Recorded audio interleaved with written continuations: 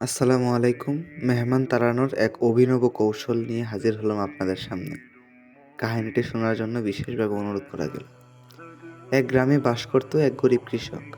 স্বামী-স্ত্রী আর ৩ ছেলে-মেয়ে নিয়ে তাদের অভাবের সংসার। একদিন সকালবেলা হাজির হলো একজন মেহমান।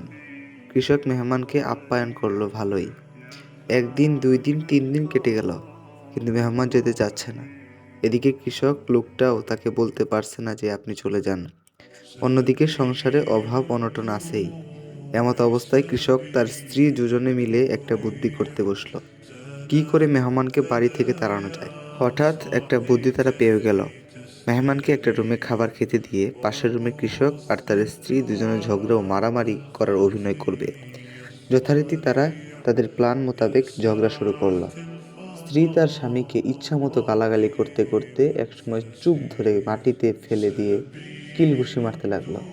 এমন সময় তারা দেখলো বেচারা মেহমান তার নিজের কাপড়-চোপড় রেডি করে ব্যাগ গুছাচ্ছে এবং কারো কাছ থেকে বিদায় না নিয়েই বেরিয়ে গেল। কিন্তু আশ্চর্যের বিষয় হলো, ব্যাগ কাঁধে নিয়ে জানালার পাশে দাঁড়িয়ে রইল।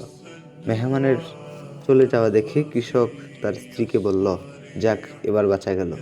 আর তার বউকে আদর করতে করতে বলল, ওহ জানো, কিছু মনে করো না, তোমাকে মেরেছি, তুমি কি খুব ব্যথা পেয়েছ?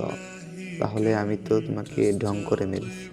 এ সময় মেহমান বেচারা তাদের কাছে চলে এলো আর শান্ত ও ভদ্র গলায় উচ্চারণ করলো, আমিও তো ঢং করেই গেছিলাম, হা হা হা হা হা। বর্তমান সমাজে নবীর সুন্নাত দিন দিন বিলীন হয়ে যাচ্ছে। মানুষ মেহমানদারি ভুলে যাচ্ছে, অথচ হাদিসে এসেছে আত্মীয়তা ছিন্নকারী বেহেশতে প্রবেশ করবে না।